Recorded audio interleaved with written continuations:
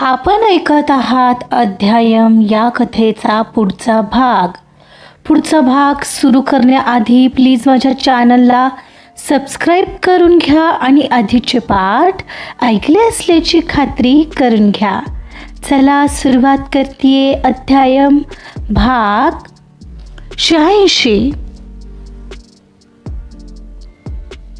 अक्षया त्याच्या हातावर फोन ठेवून सरळ उठून लाटांकडे निघून गेली होती, ज्या तिला केव्हाच्या बोलावत होत्या.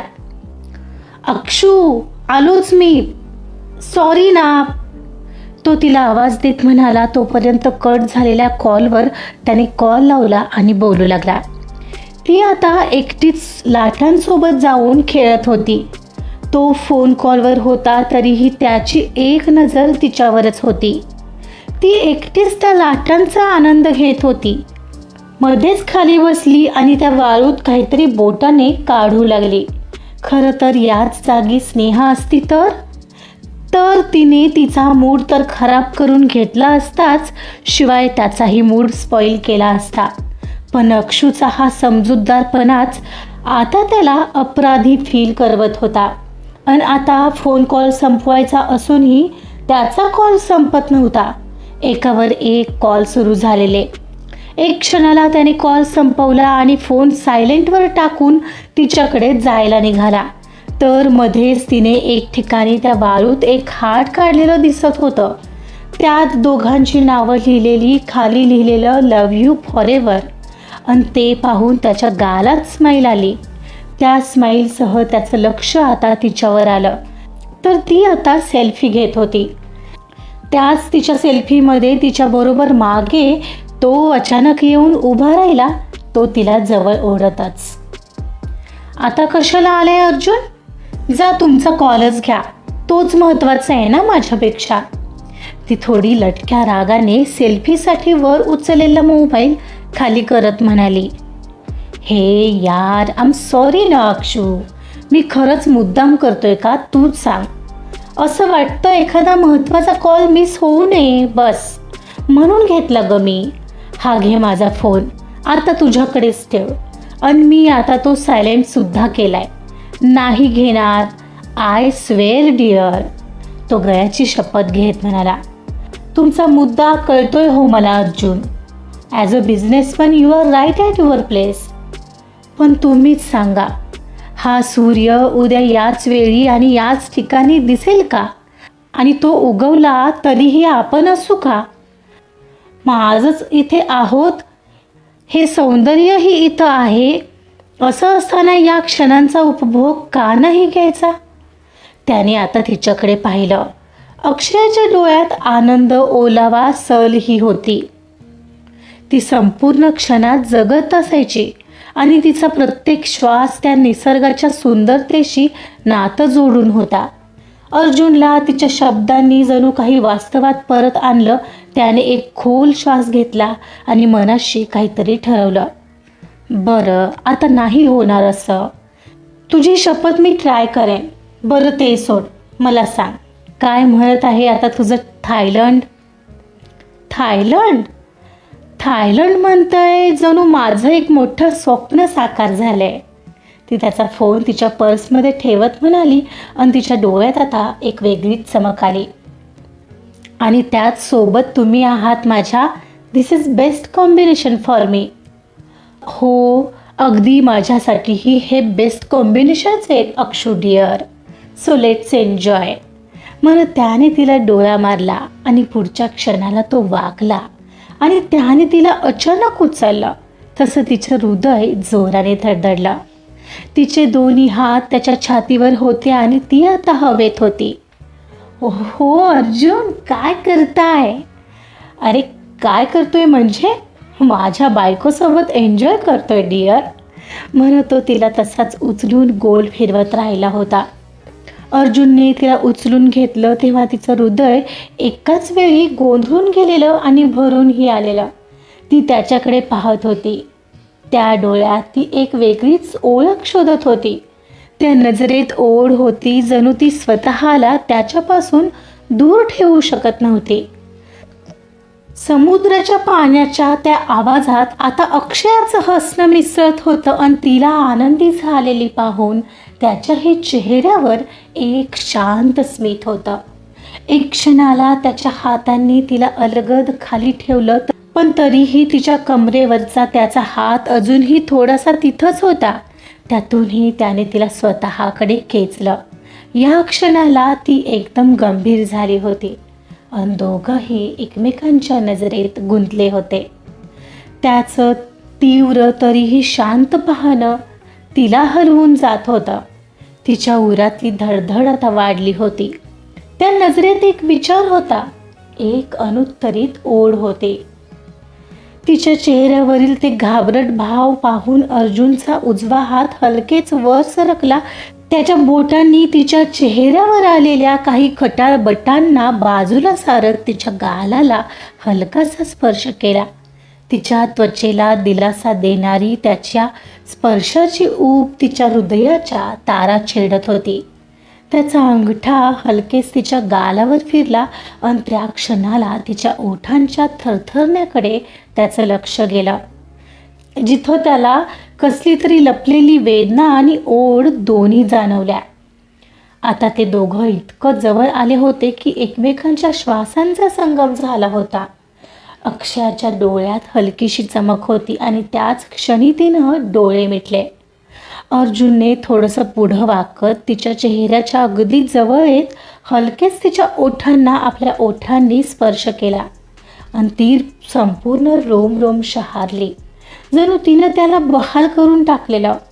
दुसऱ्या क्षणाला ती मात्र त्याच्या मिठीत चेहरा लपवून होती. दोघंही तो क्षण भरभरून जगत होते. त्यानंतरही कितीतरी वेळ ते एकमेकांसोबत घालवत तिथेच बीचवर होते, जोपर्यंत संपूर्ण सूर्यास्त झाला नाही.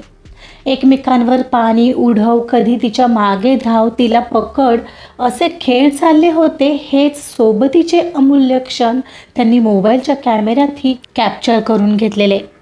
अर्जुन पहिल्यांदा लहान झाल्यासारखा तिच्यासोबत वेळ घालवत होता, इतका की त्याला बराच वेळ फोनचीही आठवण नव्हती. अन आता खळाळणाऱ्या लाटांचा आवाज आणि समुद्राच्या सोनेरी निळसर सौंदर्याचा आनंद दोघंही मनापासून खऱ्या अर्थाने घेत होते.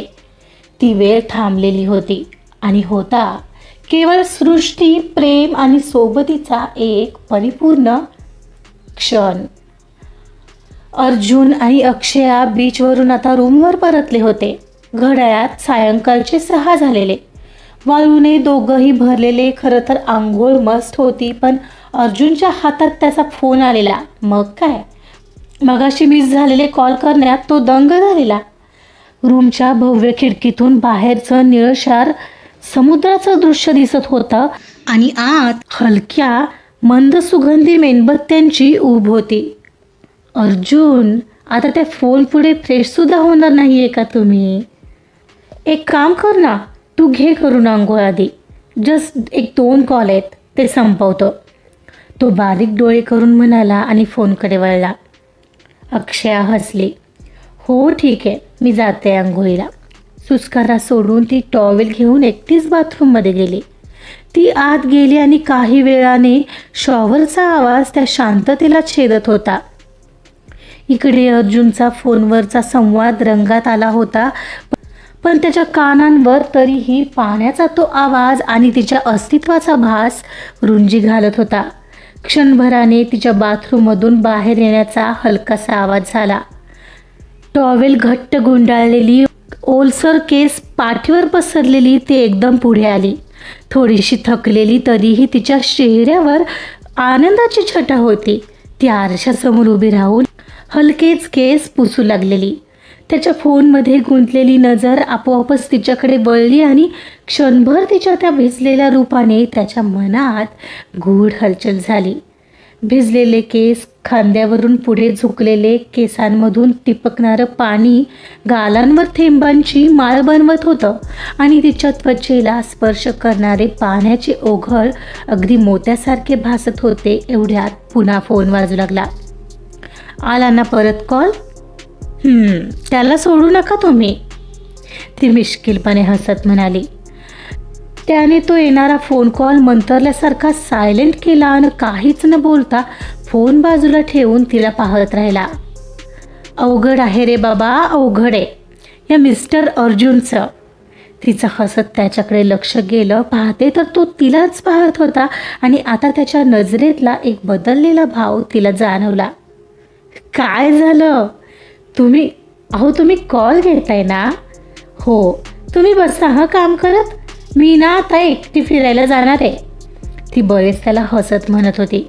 पण हे म्हणत तो तिच्या जवळ आलेला. जवळ येत त्याने हलक्याने तिचे हात पकडले आणि तिला स्वतःकडे वळवलं. अरे आता काय, पळवणार आहात की काय मला पुन्हा मगासारखं? हो, पळवणार तर आहेच, तो हळूच म्हणाला, पण फक्त तुझ्या आठवणींच्या त्या सुगंधी क्षणात परत घेऊन जाण्यासाठी. तिच्या जवळ येत तो म्हणाला आणि पुढच्या क्षणाला त्याने अलगद तिच्या कमरेत हात घालून तिला उचललं आणि परत बाथरूमच्या दिशेने कूच केली. अर्जुन, माझी अंघोळ झाली आहे, काय करताय तुम्ही? अरे मी एकटा नाही करणार आहे अंघोळ, कळलं ना? अहो वेडे झालात की काय? अर्जुन, अर्जुन, ती त्याला हाक मारत होती. तोपर्यंत त्याने तिला बाथटबच्या खचाखच भरलेल्या पाण्यात ठेवलंही, ज्यात खूप साऱ्या गुलाबाच्या पाकळ्या तरंगत होत्या. आणि आता त्याचा भलताच मूड पाहून तिचं हृदय जोरजोराने धडधडू लागलेलं. अनेक क्षणाला दोघंही गंभीर झाले होते. ती थोडीशी गोंधळलेली होती, पण तिच्या चेहऱ्यावर एक हलकीशी हास्याची छाया होती आणि तो शर्टचे बटन्स खोलत होता. पुढच्या क्षणाला अर्जुन काहीच न बोलता शर्ट उतरवून पाण्यात उतरला आणि तिच्या अगदी जवळ आला. त्याच्या नजरेत आता काहीतरी वेगळं होतं. त्याने तिच्या गालावर असलेल्या पाण्याचा एक थेंब हलक्या हाताने पुसला आणि ती त्याच्या झालेल्या त्या अस्पष्ट स्पर्शाने शहारली. तिने तिची मान भलतीकडे वळवली, कारण आता त्याचा स्पर्श तिला भलतीकडेच नेऊ लागलेला.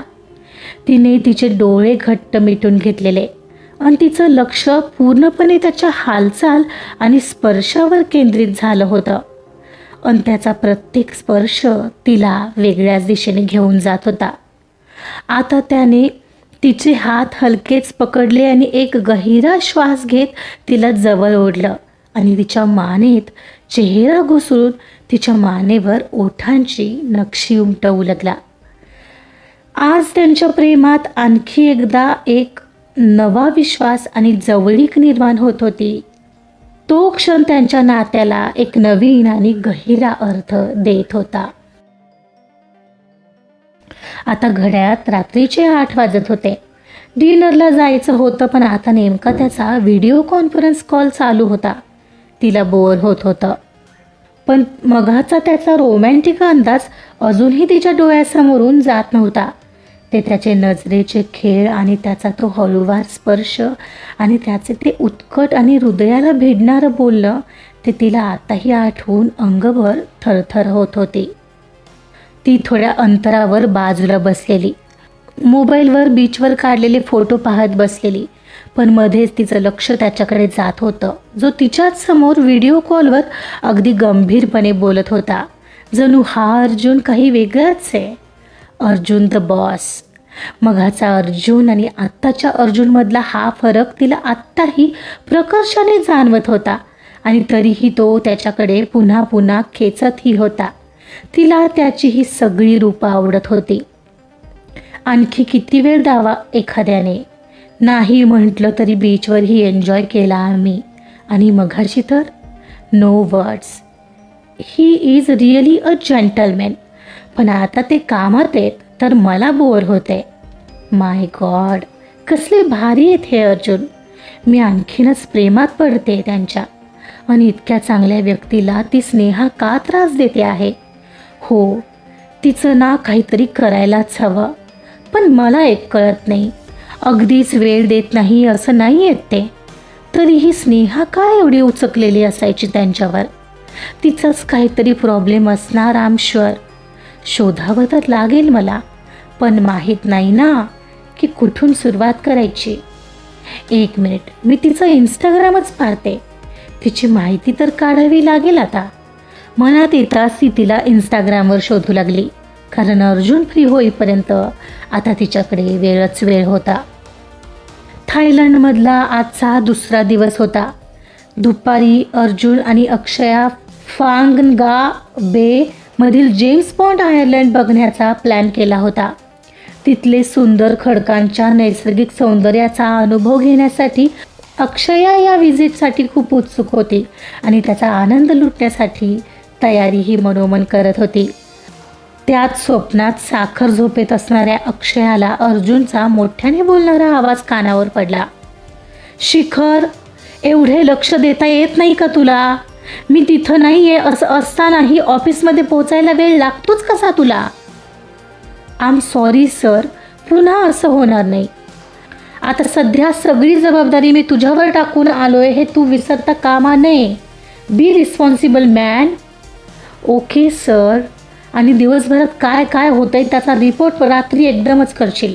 आणि हो, काही अर्जंट असेल तरच कॉल करणार आहेस. Okay sir. अक्षय झोपेतून डोळे चोळत उठून बसले. समोर अर्जुन हातात फोन धरून चिडचिड करत होता. त्याच्या आवाजात तणाव स्पष्ट होता.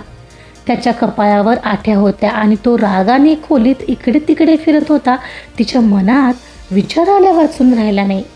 आजचा दिवस मजा मस्ती करत घालवायचा होता आणि अर्जुन सकाळपासूनच कामाचं टेन्शन घेऊन बसलेत. अवघड आहे. तिनं मुखपणे एक दीर्घ श्वास घेतला आणि त्याच्यावर मिश्किल नजर टाकली.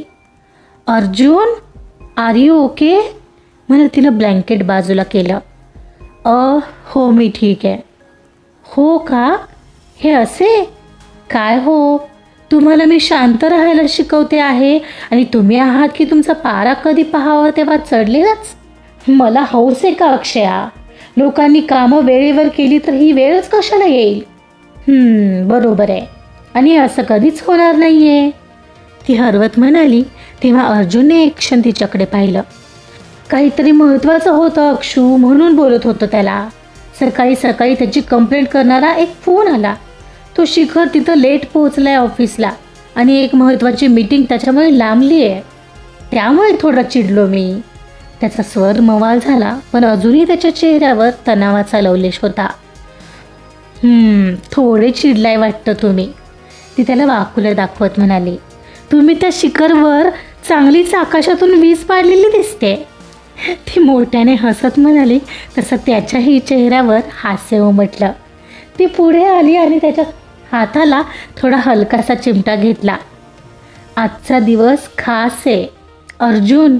जेम्स बॉन्ड आयर्लंडला जाणार आहोत आपण. सकाळी सकाळी मूड छान ठेवा हो, म्हणजे अख्खा दिवस कसा छान जातो. त्या सुंदर खडकांमध्ये नौकेवर तुमच्यासोबत फिरायचं आहे मला. तो अनुभव निश्चितच खास असणार आहे, ती डोळे मिचकावत म्हणाली. तो थोडा ओशाळलेला तसाच हसला. हो मला माहिती आहे, पण नाही अर्जुन, आपण छान एन्जॉय करणार आहोत आज. ओके? ती ठामपणे त्याच्या डोळ्यात रोखून बघत म्हणाली. बरं ठीक आहे. बरं आता तू आंघोळीला जातेस का मी जाऊ? तुम्ही जाऊन या, मला एक महत्त्वाचा कॉल करायचा आहे. तुला कोणाला कॉल करायचा आहे आणि तोही महत्त्वाचा? तो तिला मस्तीत स्वतःकडे ओढत म्हणाला. अहो बाबांना, आणखी कोणाला? प्लीज आलेच मी एक कॉल करून. आता वेळ नको घालवायला. मी ऑलरेडी किती उत्साही आहे त्या आयर्लंडला भेट देण्यासाठी, तुम्हाला दिसत नाही आहे का? मी आलेच, प्लीज प्लीज. ती इतकी गयावया करत म्हणत होती तेव्हा त्याने तिला सोडला. बरं लवकर ये, मी आवरतोय. मग नाश्ता करायला खाली जाऊ हवं तर, म्हणत तो बाथरूमकडे वळला आणि ती कॉल लावून गॅलरीमध्ये गेली. नाश्ता वगैरे झाला आणि आता तो आवरून तयार होता तिकडे जायला निघण्यासाठी आणि अक्षया तयार होत होती. एवढ्यात त्याला तिथल्याच क्लायंटचा कॉल आला. त्याला लंच आणि बिझनेसच्या काही महत्त्वाच्या प्लॅन संदर्भात मीटिंगसाठी बोलावत होता. त्याची कॉलवर बोलता बोलताच अक्षयाकडे लक्ष गेलं, जी आरशासमोर मोठ्या उत्साहाने तयार होत होती. आता तो प्लॅन रद्द करावा लागणार. तिचा मघाचा उत्साही आणि आनंदी चेहरा आता बस या एका कारणाने मावळणार ही गोष्टच त्याला टेन्शन देत होती. पण खरं तर आता काय ऑप्शन काय होता? एवढाच शिखरचा एक मेसेज आला म्हणून तो त्याला रिप्लाय करू लागला. अर्जुन, मी रेडी आहे. छान वाटतोय ना हो हा ड्रेस मला? ती विचारत होती तर तो तिच्याकडे न पाहताच म्हणाला, हो छान आहे. अर्जुन, तुम्ही माझ्याकडे पाहिलंच नाहीये. म्हणून ती भरकन त्याच्या जवळ येऊन बसली आणि त्याच्या हातातला फोन तिने एकदम ओढून घेतला. तेव्हा कुठं त्याने तोंड वर करून तिच्याकडे पाहिलं. आय एम सॉरी ना Akshu, but oh you look stunning Akshu. आणि हे काय विचारणं झालं का? तू नेहमीच गोड दिसते सगळं. तो हसला पण त्याचं हसणं नेहमीसारखं नव्हतं. ए अक्षू, फोन देतेस का थोडा? एवढा मेसेज करू दे ना शिखरला, जरा इम्पॉर्टंट आहे ग. ओके म्हणून तिने त्याला मोबाईल हातात दिला आणि तिथंच थोडी नाराज होऊन त्याला पाठ करून बसली. अर्जुनने राहिलेला मेसेज करून दिला आणि तिच्याकडे पाहतो तर ऑलरेडी ती तोंड फुगून बसलेली. आता त्याला टेन्शन आलं आणि त्याचा हात आपोआपच केसात गेला, कारण जेम्स बॉन्ड आयर्लंड कॅन्सल झाले हे तर अजून तिला बोललाच नव्हता तो. अक्षू ऐक ना थोडं. अर्जुनने थोडं हिम्मत करत तिच्या खांद्यावर पकडत तिला शांतपणे हाक दिली. काय? तिच्या आवाजात स्पष्ट नाराजी होती. हे अक्षू, तुझी नाराजी कळते मला, पण थोडंसं बोलायचं होतं. तो तिच्याकडे सरकला पण तिनं अजूनही त्याच्याकडे न पाहताच तशीच भलतीकडे पाहत राहिलेली. ऐक ना, इथला सगळा वेळ मी तुझ्यासोबत घालवायचं असं आपलं ठरलं होतं आणि मी खरंच प्रयत्न करतोय की नाही? हो करताय, दिसतंय ना मला. पण कामापेक्षा इम्पॉर्टंट मीही नाही आहे इथं. It's hurting Arjun. अरे यार अक्षू, असं खरंच काही नाही आहे. तू खूप महत्त्वाची आहेस माझ्यासाठी. I swear. आता कसं सांगू? एक प्रॉब्लेम झाला आहे. आता काय? 1 मिनिट. आपलं जेम्स बॉन्ड आयर्लंड जायचं तर कॅन्सल नाही ना होत आहे? तिचा प्रश्न आणि तिच्या डोळ्यातली वेदना. काय उत्तर देणार होता तो?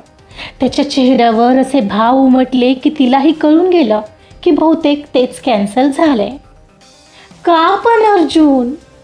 अक्षू, मला माहिती आहे की आज आपण जेम्स बॉन्ड आयर्लंडला जायचं ठरवलेलं. ते खूप खूप महत्त्वाचं आहे आपल्यासाठी. पण उद्या जाऊया का आपण?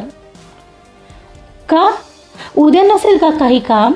हां अर्जुन, आजचा ठरलेला प्लॅन कॅन्सल होतोय म्हणजे उद्याचाही होऊ शकतो. जाऊ दे ना. It's okay. ती हाताची घडी घालत म्हणाली. अरे यार ऐक तर, जस्ट इतक्यात माझ्या इथल्या क्लायंटचा कॉल आला होता आणि मला आजच त्यांच्यासोबत एक महत्त्वाची मीटिंग करावी लागणार आहे आणि लंचही आहे. मी त्यांना नाही कसं म्हणू शकत होतो? तू सांग ना. सो म्हणून आपल्याला आधी तिकडं जावं लागेल. सॉरी ना, पण उद्याचं फिक्स आहे. जेम्स बॉन्ड आयर्लंड ते बदलणार नाही आहे. I promise you. त्याने खोल श्वास घेतला. अक्षया अचानक शांत झाली.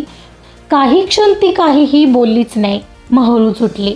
आरशासमोर जाऊन उभी राहिली आणि स्वतःच्या प्रतिबिंबाकडे पाहत एक दीर्घ श्वास घेतला. म्हणजे? तिचा आवाज आता स्पष्ट आणि थोडासा उदास होता. मी एवढ्या उत्साहाने तयार झाले ते काहीच उपयोगाचं नाही आहे तर. तिचं हे वाक्य अर्जुनच्या हृदयाला चटका लावून गेला. तो पटकन उठला आणि तिच्याजवळ आला. नाही अक्षू, मला खरोखर खूप वाईट वाटतंय तुझ्यासाठी, पण हे सुद्धा खूप महत्त्वाचं आहे. उद्या आपण नक्की जाऊ. मी वचन देतो तुला. उद्याचा कोणाला भरोसा आहे अर्जुन?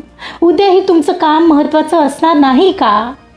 तिनं डोळ्यातून निसटणारा एक अश्रू पुसत विचारलं. माहीत नाही यात माझी प्रायोरिटी काय असेल.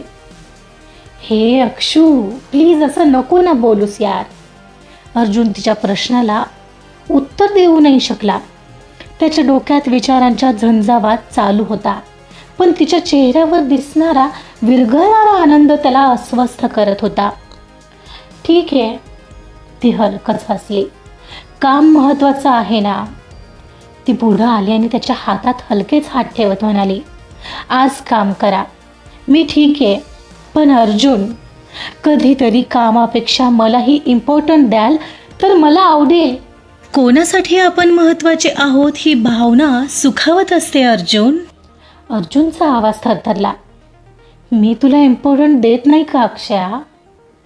ती हसली, पण डोळ्यात हलकीशी निराशा होती तिच्या. देताना, पण तुमच्या कामानंतर.